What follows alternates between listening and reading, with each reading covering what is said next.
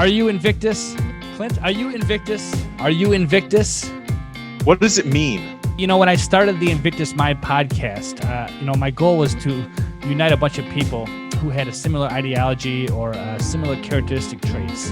Invictus means unconquerable. It's an old Greek word for it means unconquerable. Unconquerable. Honestly, just be totally honest, it was a new concept to me. I had to Google it when you sent it to me. But yeah, I do my best. Tell me about what the show. What is your audience looking for? Tell me. This is your first time here. This is the #1 program dedicated to helping individuals maximize their potential and truly become unconquerable. Here we have discussions about what it takes and what it means to experience and magnify political freedom, financial freedom, and spiritual freedom. Yes, I would absolutely say that. I'm going to keep getting up, right? And I keep getting up and I keep pushing forward. And that's the type of mindset that you need to have. I never lose hope. I never lose faith. My mindset has always been, if I want something, I don't give up. So let me tell you what is the #1 issue when it comes to being unconquerable.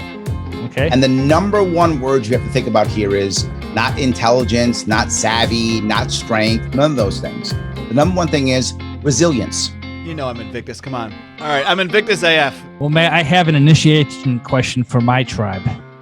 Okay. Are you Invictus? I believe I am.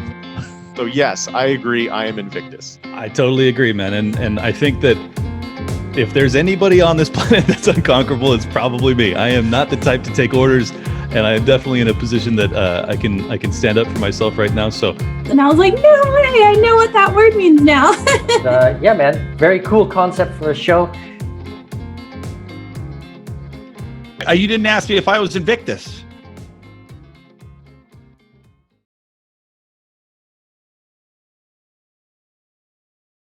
Welcome back, everyone, to another exciting episode of the Invictus Mind podcast. This is your host, Mike Corbell, and I am grateful to be here. And if you can hear my voice or see my face because you're watching this on YouTube, then I'm grateful for that as well. This is the #1 podcast where we talk about how to become unconquerable and live the lives of political freedom, financial freedom, and spiritual freedom. This is your first time listening to the program. I do appreciate that. I do challenge you to go back and listen to a couple of our previous episodes so you get a good understanding about who we are doing. If you enjoy what you're hearing, then please leave me a review on whatever channel you happen to catch us on. This program is on just about every channel you can listen to. And of course, you can help our show grow by passing it along with 3 of your friends and telling them what we're doing here. All right, before we get started, I want to once again give a plug to what has become my favorite podcasting tool, and that is podmatch.com. Podmatch is a great resource that connects podcast hosts to guests who have a message to share. And it's a great place to get exposure if you simply want to tell your story on a show like this one. Once again found my guest today on podmatch.com. And if you want to be featured on this show or others, then you can check out my affiliate link in the show notes. All right. So today I invited a young lady to share her story with us. In some way, it proves what I have suggested this age to be, and that's the apocalypse. Now, before everyone gets blackpilled and about the end of the world and fire and brimstone, I just want to explain what that means. Apocalypse just means revelation or revealing of something new. It means change or having the ability to see things in a new way. And I think that the events that have transpired since 2020, many of us have been able to see things in a different way. Some, of course, very good and some, of course, very bad. But I've heard many influencers and other podcasts suggest that since that time, their own worldview has changed. And my guest is here to tell us how her worldview has changed. She is a stay-at-home mother of 2 children. She's running a business of her own. She has a background in marketing and advertising.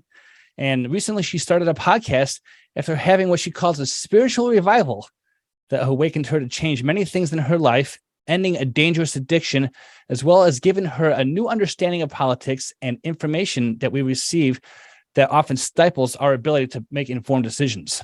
Her show is called The Recovering Liberal, and her name is Tamara Young. How are you doing today, Tamara? Hi, Mike. I'm doing well. How are you? I'm doing great. I started off by saying that this is the apocalypse, and since 2020, I ask people what they think when I say that, and the world is changing. There's no doubt about it. I don't know if it's the end of the world, but it's definitely changing, and I think that your story inspired me to have you to share with us because of some of the changes that you've gone through. Mm-hmm. Yeah, you started off with a pretty piercing word there, apocalyptic. Well, people have different ideas about that, but I found the name of your podcast intriguing, The Recovering Liberal. All right. Yes, Now, it's a little provocative, isn't it? yeah, just as much as apocalypse is, right? And Yes, so it is. I don't strictly talk about politics on this show. I'm a recovering political person myself, but I've tended to generally speak more about spiritual matters too, just because of the events that transpired in 2020. I think I've had a new outlook on life. But I think before we get too much into your story, we had to set some definitions here. Sure. Okay, let's start. The word liberal can mean often things. And so when you say recovering liberal, what do you mean specifically about that? So it started off as a little bit of an inside joke. A couple of friends threw that around and we joked. I said, don't you dare tell anybody I'm conservative. I'll deny it. But to me, liberal, to be quite honest, I'm 36 years old and I probably spent 34 of those years not really understanding what exactly it meant to be liberal. I really just had bought in up until a couple of years ago into a set of ideologies that I thought really aligned with my values. And it wasn't until I became a mom and had recovered from my own alcohol addiction and trauma, and started to experience healing just in my family, my family of origin, and in my family I'm creating right now, and healing in my health. Just started to feel like I was kind of, through accessing information and really developing a stomach really for truth, which I didn't have previously. I didn't have time for it. I didn't really have a stomach for it. Everything was very triggering to me. And so I really stopped at headlines. I stopped at, what I think a lot of politicians expect us to do, which is I just see a headline or I see a narrative and I either buy in or I don't based on where I think I align ideologically. And I really started to, over the course of my medical journey and raising kids and trying to make health decisions for them, started to learn just more about how political influences really dictate my personal liberties and my ability to make decisions for myself and my ability to access the information I need to make those decisions.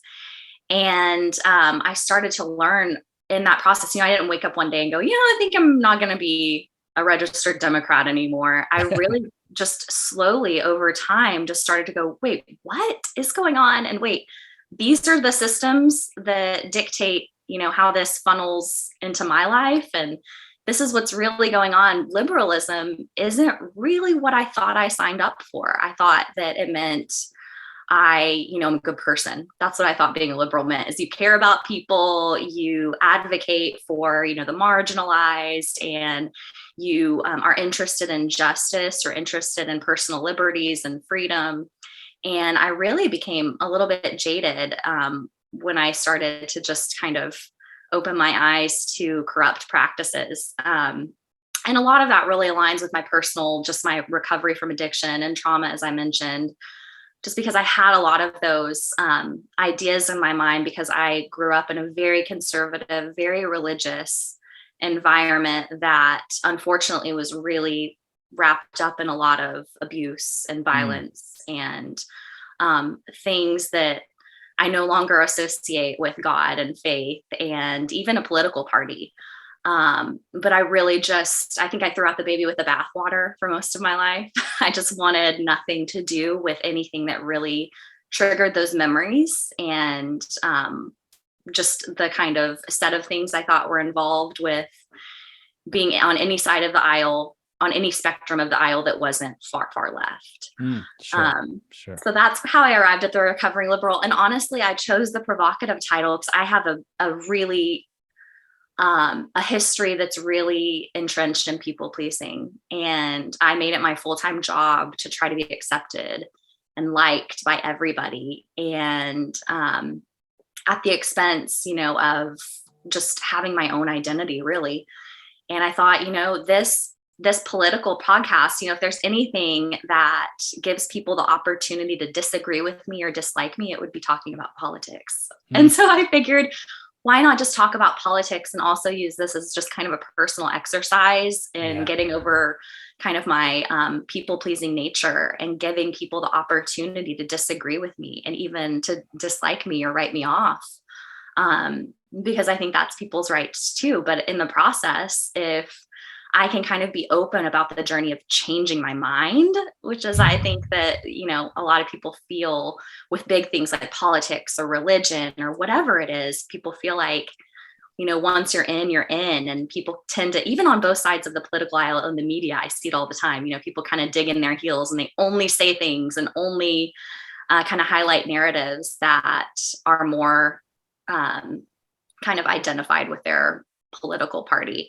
Sure. I just set out to not do that and just to be me. I mean, I was telling a friend last week, I think that I have this weird theory that if we made every American go to political school and just do a week of just education about here's how these systems work. Here's, how the big nickel works, big insurance, big pharma. Here's how, the financial sector operates. I would bet money, if I were a betting person, that most people would walk away from that neither staunchly Republican nor staunchly Democrat.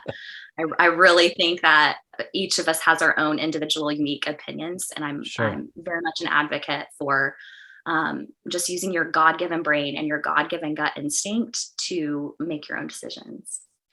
Yeah, I like that you said, God-given brain and God-given, decision-making ability, because in today's, I have a friend who he has a podcast. He calls it the age of information. Although I might challenge him to change it to age of misinformation, right? Definitely. Because that's really been a challenge for so many people, and it's really sad that, because that word liberal just really means choice, right? It gives us, obviously, the history of the United States is we all are supposed to be independent thinkers and have the freedom to choose our representatives, but we have not seen that since the beginning, right? So technically, we're not really a liberal society, right? We seem to be heavily authoritarian, and that comes from the left or from the right.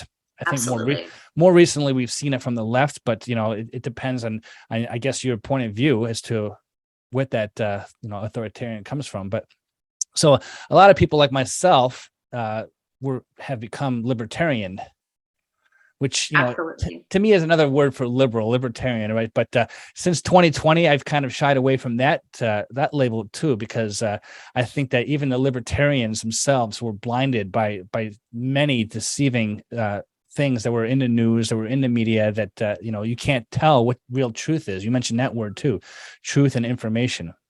Yeah. And so I think so many people have just been led astray. And so personally, I'm trying not to be political anymore, because, I don't know who to trust. I can't trust any of those people on the left or on the right. And, I know politics is a driving force in today's society. I think that there's higher and better things to focus on.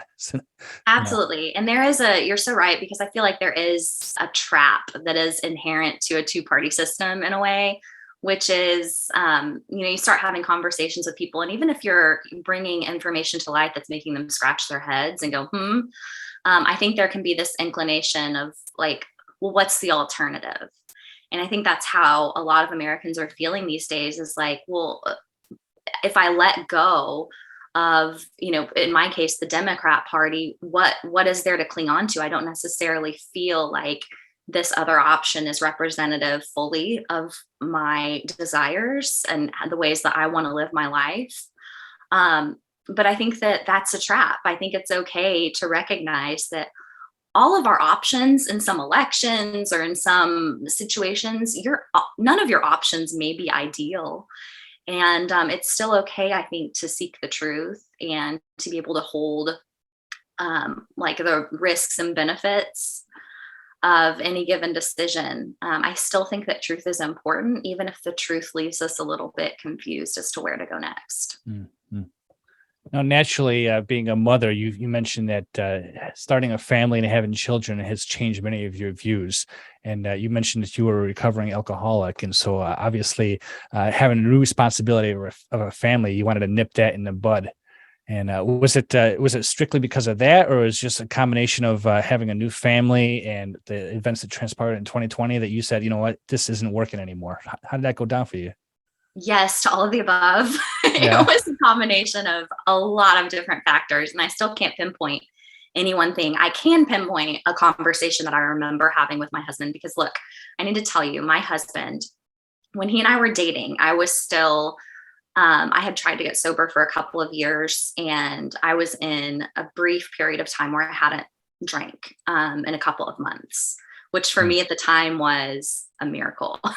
That was, I had a hard time going 2 days without drinking. I drank a handle of vodka every single day for a long time, which led me to, I also struggled with depression during that time, which probably doesn't come as a shock. Alcohol is a depressant. And severe alcoholism led me down a path of self-harm. I would self-harm when I got really intoxicated. And I had come off of a suicide attempt, unfortunately, and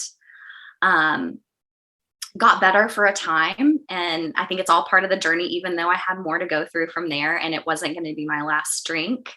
I met my husband during that time, and I was doing, okay. I was, like I said, it was kind of a good time of life. I was in a new relationship. I was 1 foot in, 1 foot out, because commitment has always been a problem. For what are kind of obvious reasons when you hear my story and where I come from. But I found out over the course of dating my husband that he voted for Trump, and the world, like my world came crashing down. And I thought, who is this monster that I'm dating?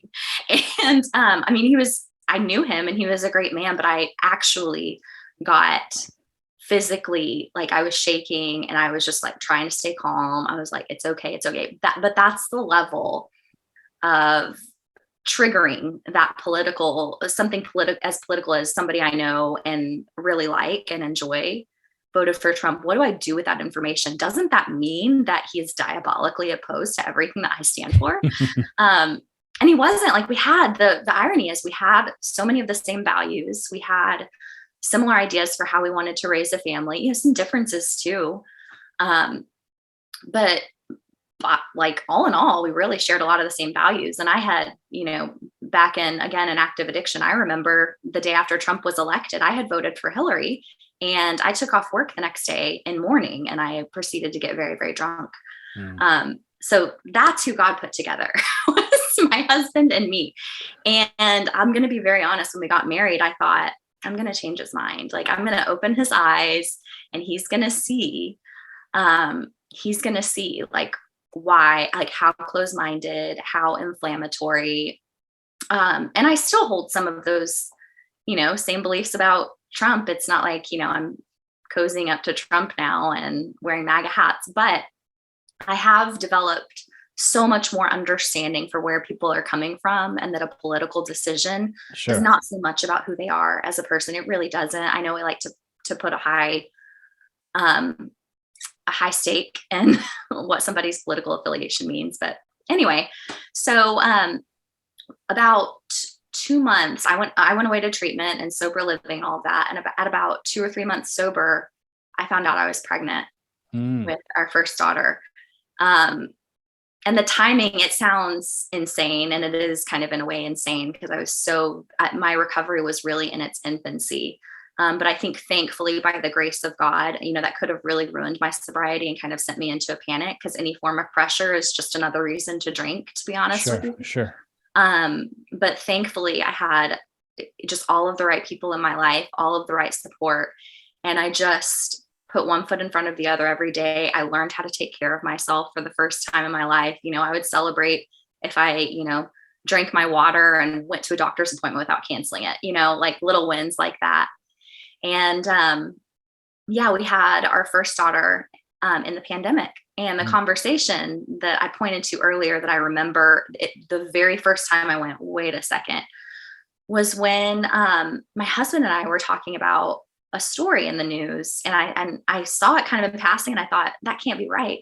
And it was that the government was going to mandate vaccines for all government employees. And I just remember thinking, wait, you lose your livelihood if you don't. And mind you, at that point in time, based on the information I had, my husband and I had both been vaccinated. It proceeded to make me very sick, but we had both been vaccinated. And so even then, I remember thinking, wait, I made this decision, but my neighbor loses their job if they don't make the same health decision as me. And I just remember that was kind of a turning point in at least making me open to going, okay, wait a second, like, what does this mean? What is this slippery slope of, just liberty encroachment that we're on? And that just kind of put me on a path and kind of snowballed into really me, like I said before, developing a taste for, I was like, I'm going to take a break from media. I'm not going to look at any media. My husband stopped watching Fox News. I stopped watching CNN. We both took that break together because I told my husband, I was like, I just need time. Like these are very triggering times, especially for a married couple at odds politically. I just need some time and space to kind of take a break from media and figure things out in my own time. And slowly but surely, as I also started to kind of heal spiritually, I was like, I can read a story and it doesn't send me into a panic attack. This is amazing. And so I started looking at white papers and research and listening to 3-hour long podcasts, which are really, I think, much more illuminating than, a 20-second story on CBS This Morning can really give you as far as insight into that issue. And I just started learning and equipping myself with knowledge at that time, just to know, like, what are we going to do with our kids when this trickles down to being offered to our children? What are we going to do when this turns into repeated dosing? What are we going to do? So it really started there. Yeah. Well, I mean, sure. And like I said, since 2020 and the pandemic, so many people that I've heard and come across and spoken to have just like opened their eyes completely as to what's going on. Like my world is just completely shattered. Everything I believe is not the truth. Now, I want to backtrack, not your story, but I want to kind of incorporate something you said into a story that I thought. So we mentioned offline that I'm from Chicago. Okay. Yeah. And so my story that I'm going to share here starts in 2016. Okay. 2016. I remember that year. Okay. I don't know if you're a baseball fan or not, but 2016 was the year the Cubs won the World Series. Okay. Now there was a saying in Chicago that the Cubs won't win the World Series until hell freezes over. Now, why do I say that? Because in 2016, well, I was at the bottom. I was at the beginning of that year. I was at the lowest point in my own life. And I met my wife that year. So I started going uphill. But that year, the Cubs won the World Series was the same year that the election of Donald Trump happened. The Cubs won the World Series. And in my opinion, hell froze over and the world has never been the same. Never. The reason why I say that is because now I don't want to be offensive here, but the word has been Trump derangement syndrome. Are you familiar with that word? Yes. Okay. So the reason why I say that, again, not making light of you because we all come from different paths, but you mentioned that you were devastated when he got elected and your whole world crashed and it drove you into an alcoholic frenzy. You got drunk. And I don't know why, but so many people in this world just like freaked out when he got elected. Right. And then we saw the political, just like everything in politics just kind of. Now, look, there's much to be desired of that man. I'm not praising him in any way or not. I'm not a supporter myself. I didn't vote for him. I didn't vote for Hillary. I don't believe in that whole game. But as an observer, I just noticed that so many people just like they got so politically divided since 2016. And then it culminated in 2020 with the election and the pandemic and the government just kind of honed in and everything. And it's so shocking to me that, that's why I say this is apocalyptic time that we're living in. So many people have, analyzed, okay, whether they are on the right and they're, a Trump supporter or they're on the left and they just hated the man. Like the country has been so divided since that time. And then the government has just kind of come down and put pressure on everybody. They've mandated vaccines that they've never done. They've, taken everyone's liberty away. And so many people's eyes have been opened that I think many people have had this spiritual awakening because they're like, we can't rely on these systems anymore. Right. So we're going to focus on other things. I mean, and your story kind of it reminds me of that same process. Yeah. Well, let me tell you something on that note that more recently blew my mind. And I shouldn't say that anymore because something blows my mind every day and I shouldn't be surprised anymore, but I always am.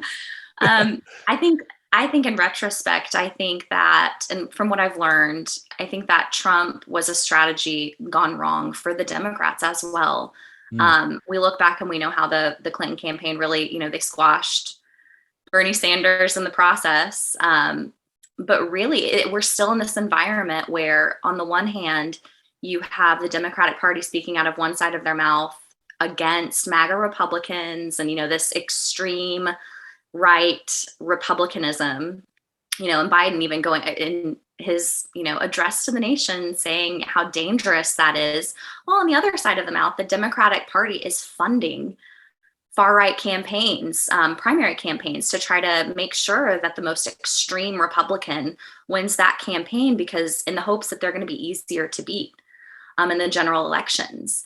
And, some are fine with that. Some think it's just a strategy. And I come from a marketing and advertising background. And so it's less about, for a lot of people, the means and more about the ends, and do they justify that? But I think that's a dangerous game to play, because I think there's a whole set of Americans that if you give them, two options and say, prop up extreme right Republicanism, I think we've seen a whole group of Americans say, okay, fine, then I'm going to back this guy and I'm going to back this political ideology, because at least they're doing X, Y, and Z, which are the things I care about. And, a lot of people who, and some of them are in my community and in my family, who are willing to kind of discard a lot of what I would consider to be kind of negative aspects of Trump, because they're, banking on, well, at least he's going to do this, at least he's going to do this. And I'm with you. I think that, in my humble opinion, now that I'm able to actually look at the 4 years Trump was in office more objectively, maybe not totally objectively, but more so in the past,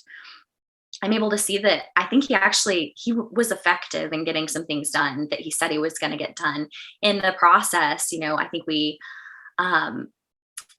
sacrificed a little bit of unity and just like old school getting along, because he did speak in very inflammatory ways, and ways that were personally offensive to me at times.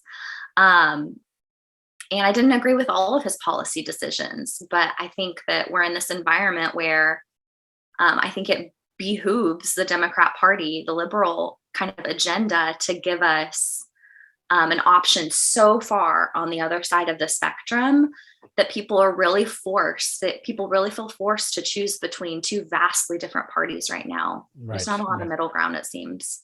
And you mentioned like sound clips, right? That's how media is driven. Modern media is driven by 20-second, 30-second bits that give you only a partial truth. But podcasting, I think, has exploded since that time too.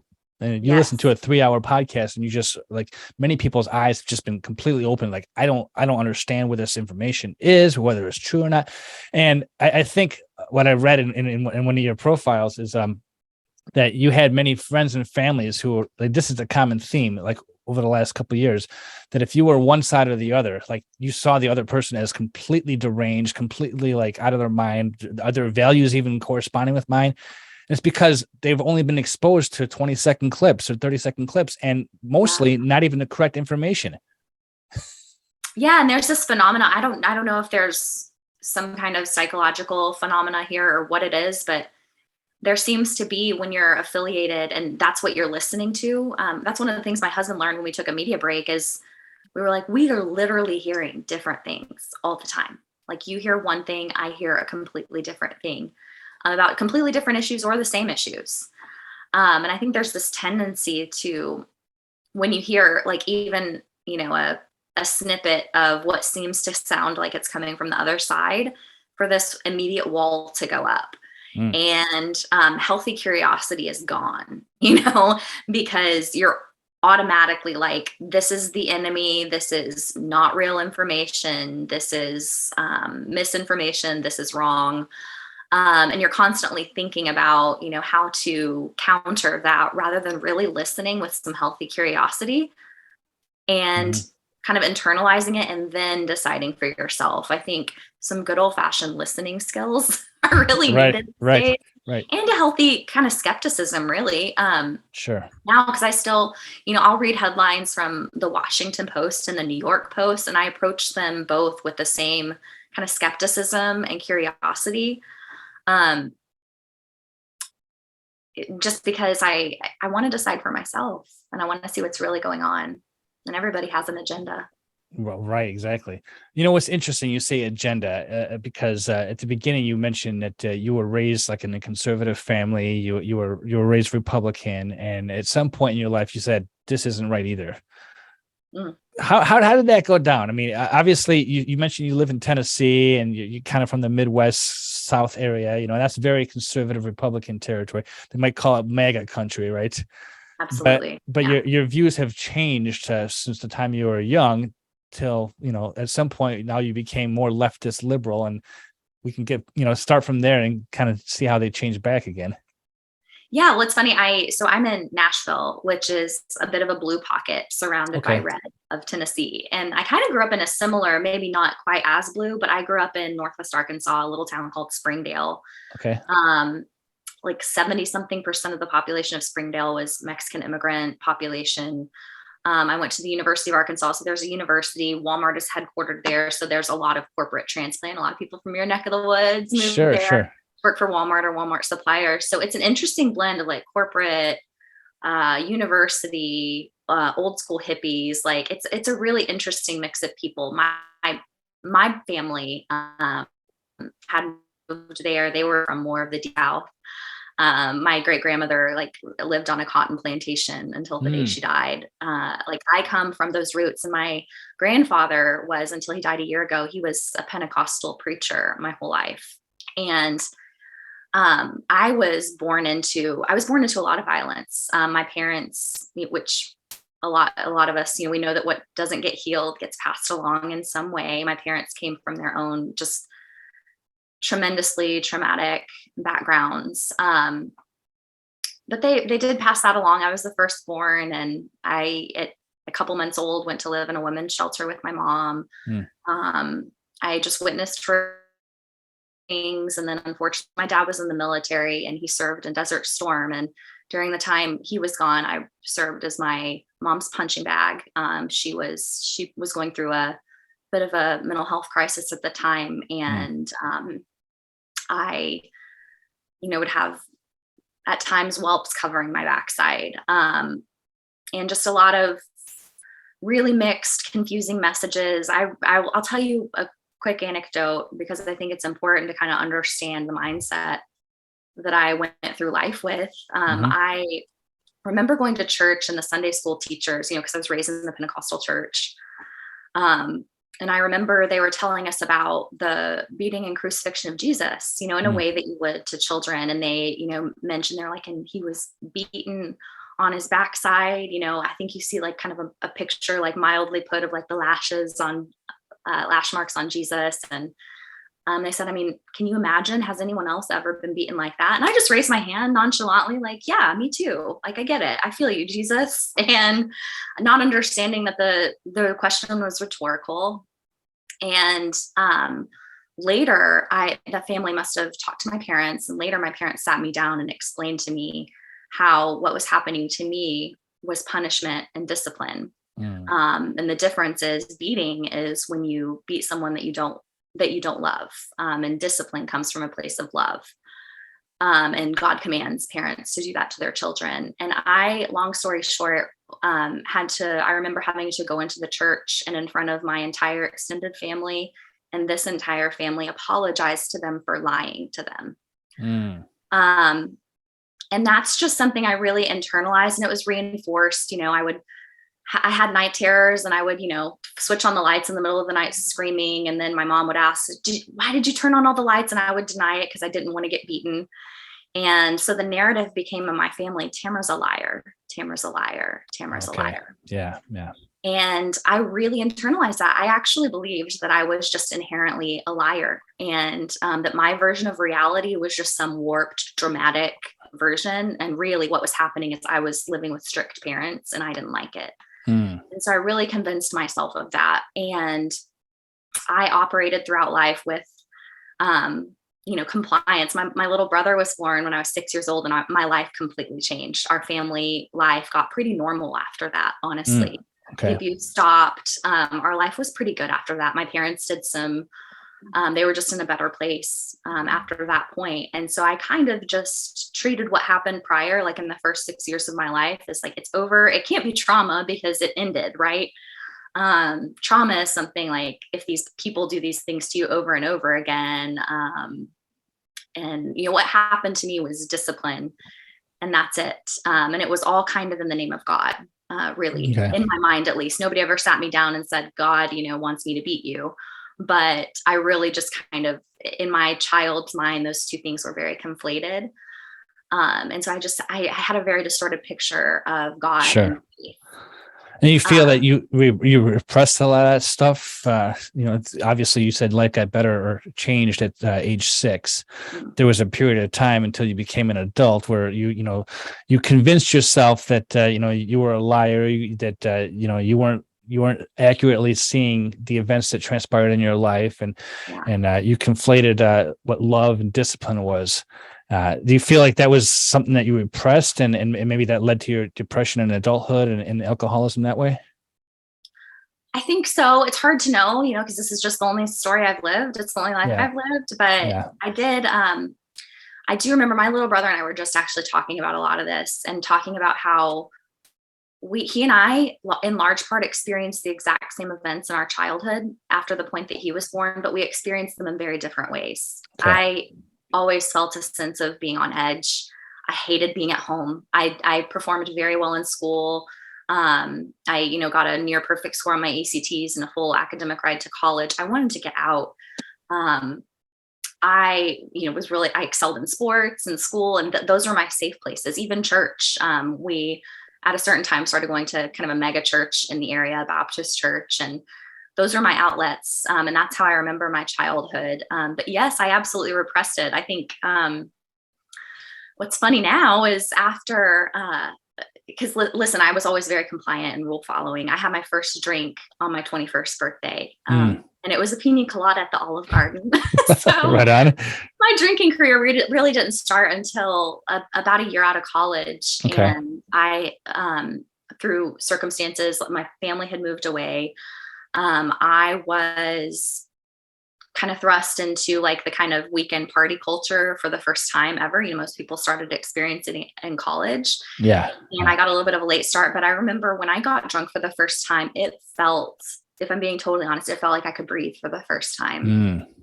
It felt like just complete relief, and I could be myself. I didn't feel pressure to perform. I didn't feel judged. I just felt free. And I hung on to that feeling, and I, drank that way. I always drank to excess.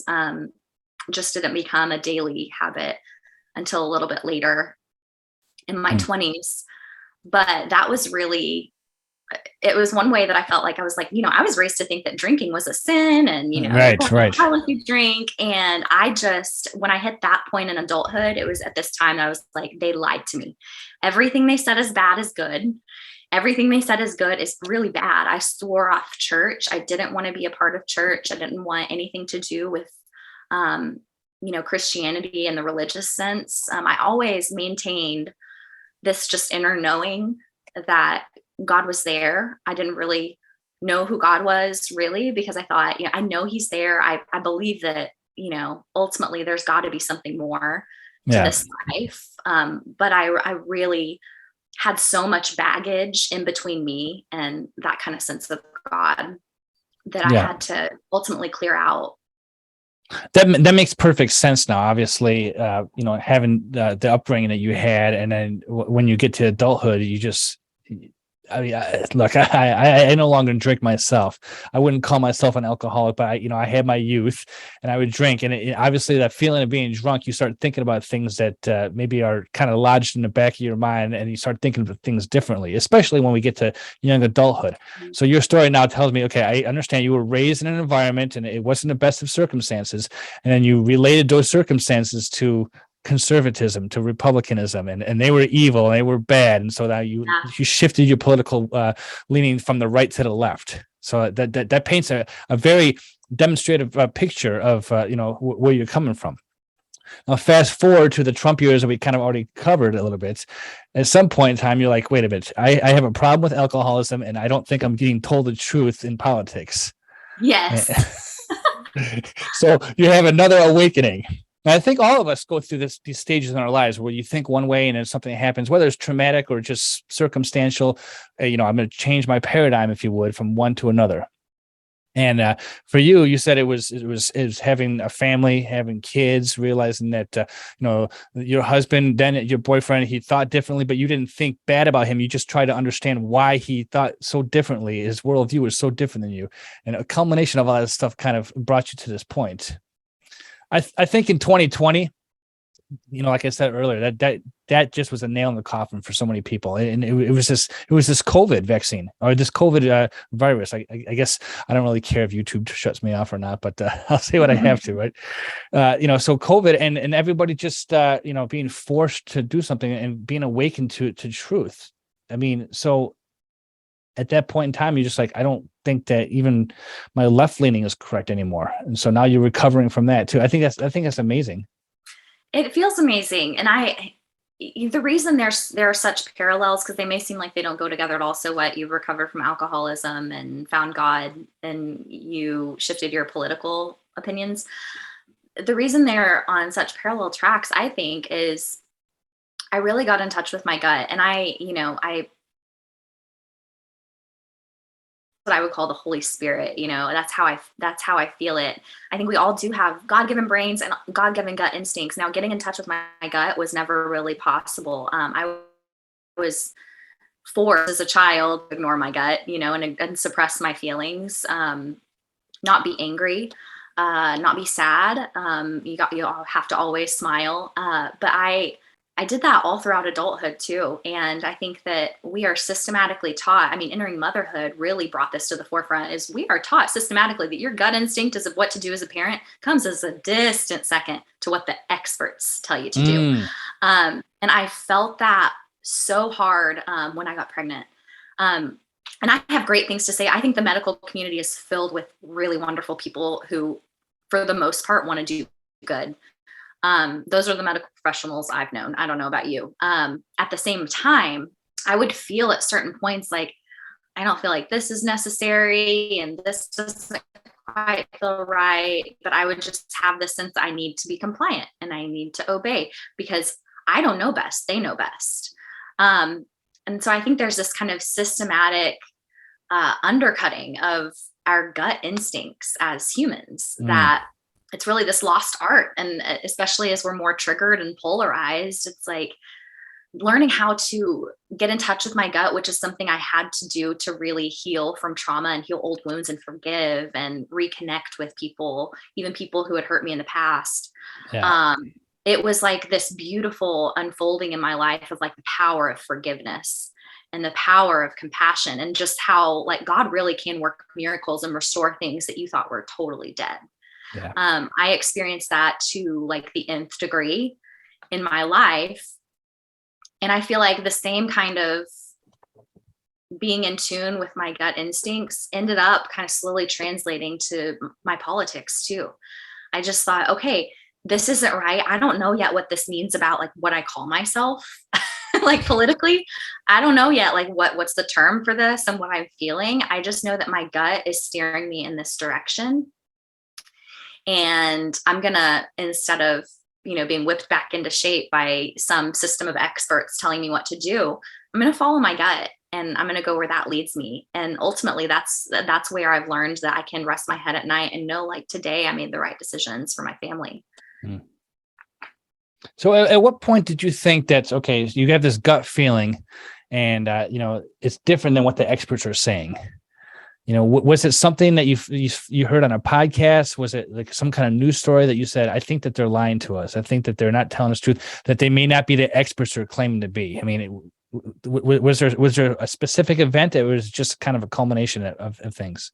Really, one of the biggest ways was through my health journey. I think I mentioned I was really sick for a while. Okay. I got vaccinated early on, and I, of course, had the kind of sick kind of viral reactions that everybody has. Felt like I had, just a really bad cold for a couple of days. And then I just kept getting recurring infections over and over and over again. I spent the better part of my pregnancy with my second baby sick. I was in the hospital giving labor sick. I was postpartum and I was sick. I was just constantly sick with some respiratory viruses or infections of some kind. Sometimes I would get tested, sometimes I wouldn't. But I just got tired of being sick. And what I was told, and where I knew something was going on that was a little bit more than like what the doctors were telling you, which is, oh, you're pregnant, your immune system's weak. Oh, you just gave birth, your immune system's weak. I know that pregnancy and having a baby take a toll on your immune system, but I just felt like something was up. And I pushed my primary care doctor on it because I was like, I'm just sick of being sick all the time. It's really hard to raise 2 babies under 2 years old when you're sick all the time. Yeah. And I got a blood panel done, just a basic blood panel. And there were some concerning things there. So then I had to see some specialists, then get another blood panel. Then the numbers that were off last time were totally normal, but then other levels were totally off. And so it actually got, for a brief period of time, kind of scary. And the advice was, well, go get a chest x-ray, go see an ENT, go see a throat specialist. Like, there were all of these different specialists I needed to see. And I just thought, wait, I'm going to pause and do my own research.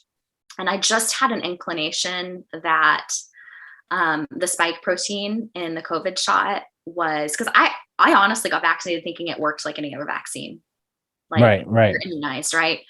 So to learn that that's not the technology, it's a very different technology, to learn that it actually becomes more and more toxic in repeated doses, to learn that it can really wreck your immune system. Maybe it's rare, but it does happen. I have another friend who, a real life human being friend I went to college with, she's my age, and she had a stroke after her first dose, 2 days after her first dose. Massive stroke. And I asked her, I said, I didn't want to pry at the time, but I asked her much later. I said, I know, because she posted it on Instagram, and then she had a stroke 2 days later, massive stroke. And I said, did the doctors, did they think it might have been related to your COVID shot? And she said, they didn't even ask. Nobody asked or looked into it. It didn't get reported that way. And so when I started kind of understanding the real reporting mechanisms, and that as rare as something may be, respectively, or relatively rather, if it happens, I still want to know about it. As a parent who you're telling me pretty soon I'm going to have to consider giving this to my children. We were starting to think about, are we going to be able to send them to school? If we don't, what's our comfort level? Are we going to continue to get jabbed?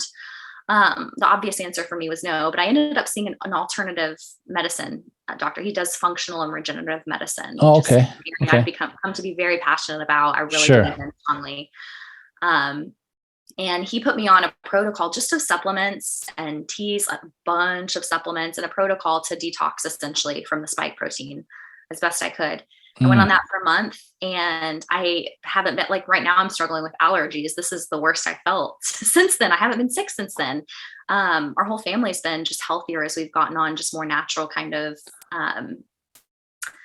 natural solutions to just kind of keep our house as toxin free as possible. And, Sure. Yeah. Sure. So do you think that the events that transpired after the vaccination came out, do you think that was just mistakes that were made by these pharmaceutical institutions, or do you think there was something more nefarious behind it? I don't know. I try my best because sometimes when I'm looking at all of the information, I'm going, really, the only conclusion to draw is this is for some nefarious purpose. So I will tell you 2 things I believe that seem at odds, but can be true at the same time. I promise. It's a dialectic. Okay. I try to approach everything as if kind of benefit of the doubt type of approach. Let's just assume that they didn't know. Let's just assume that there's no ulterior motive here. At the same time, I do see that when you're talking about especially big pharma, big medical, big insurance, their number one goal is quarterly earnings. It is all about quarterly earnings. And quarterly earnings and profit, those things aren't bad. But when these are systems that ultimately dictate how healthy we are as a country, I mean, our outcomes are poor. Our outcomes are awful. We have the highest maternal death rates, highest infant mortality rates of any developed country. That's insane. And yet still we're supposed to be the most developed, forward thinking nation over here. Sure. Yeah. I think there's something just inherently corrupt about systems that make our health decisions for us in a major way. They tell us what's covered by insurance. They tell us which medicines we can take. They tell us which medicines are good. They tell us whichever side effects they do or don't want to tell us. They dictate the narrative. They are the quote unquote experts. And, one would want to believe that they ultimately have our best interest at heart. But the reality that we have to open our eyes to is they have quarterly earnings top of mind. That is the number one priority, even in crazy, cases like the case of Vioxx, which killed at least 50,000 people. They were given a $3 billion judgment, which sounds like a large sum of money, but they profited 12 billion. So yeah, exactly. That happens over and over and over again. They always come on top. We're in a situation now with the COVID vaccines that they have no liability, ultimately. So we're in a very precarious spot. And I try to approach things as I'll give the benefit of the doubt. I'll also recognize and open my eyes to the reality of the potential motives that are nefarious. Sure. Ultimately, it really doesn't matter why. It matters that I know what is happening so that I can make decisions with that. So I like to kind of spend, getting into their heads and thinking of why. If it's good motives, bad motives, I try to assume the best because it just doesn't matter. I just want to know what. Well, I think that's the best way to look at it. But, going back to the political winds that blow in this country, obviously the vaccination came out under President Trump. And then we had all the leftists saying, well, no matter what he does, because he is, he's a Republican, I'm not going to take that thing. Right. And then Biden gets elected.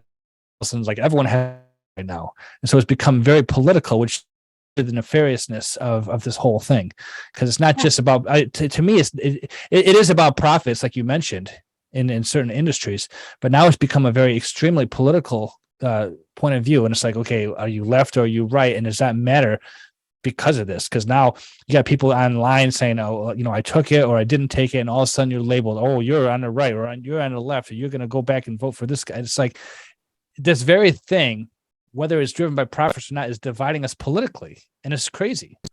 Yeah, and it's not good. It's because you're right, it's profit, but it's also power. I do suspect, I don't know this for a fact, but I do suspect that with a lot of these issues we've had through the pandemic that have become politicized, oddly enough, highly politicized, I do think that there is a larger general goal of the left to centralize power, to centralize, money in that process. Mm-hmm. And I think that the best way to do that is to weaken our economy, take away some of our choices, make us more reliant on government support. And we've seen that. I just think we would be naive to think that we're immune to that in the US. What's happened in history, like the rise of, I hate to even say this word, but the rise of Nazism came out of economic, really dire economic times, hyperinflation, a lot of polarization. And they got two options, Nazism and then Stalin. Like neither of them were good options. They were polarizing options. But I think that we're headed generally in the wrong direction. And I like to be an optimist, so I don't want to sound depressing when I say that. Sure. I think the good news in that is that it can be a turning point for ordinary people like us to just rise up and talk about some of the things we're learning. I talk about things I don't know a lot about, and I talk about things I've researched a ton because I want to open the door to conversations. If you want to tell me I'm wrong about something, tell me I'm wrong about something. Like, let's have these conversations and just talk to each other, and stop this cycle of falling prey to one side or the other. Okay. Well, I'm glad you mentioned it, because I was going to ask about your podcast next. Obviously, Recovering Liberal, it sounds like you just want to be informed. And it sounds to me like it doesn't really matter, one side or the other to you. You just want to make the right decisions for your family. But yet you still call it Recovering Liberal. So are there some other political things that you've changed your mind on over the last couple of years? Yeah, I think most of where I've spent my focus has been in things that have been born out of the pandemic. So medical systems, things like that. Yeah, I've changed my perspective on just, I don't think that this is specific to liberalism, but just how corrupt politicians can be. I think that we have a massive kind of incestuous system where people are accepting money from companies they're supposed to be regulating. Then, they set the regulation and for example, 12 out of the last 15 FDA directors have gone to work for the pharmaceutical company or big medical that they've been regulating. Yeah, that's crazy. So I think that there's just a system there that lends itself to a lot of corruption. I have changed my position drastically on guns, to be honest with you. I now carry a gun with me almost everywhere I go. I go to places like Walmart and the park and the gas station with my children. I stay at home with my two girls most of the time. And so I carry a gun with me now, and I've really changed my position on, I used to be staunchly for gun control.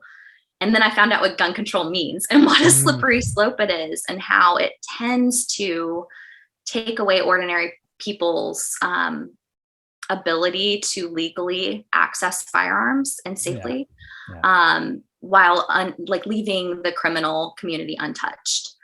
So my position has changed there too. There's an episode on it. I don't know if you want me to go a lot into it here, but No.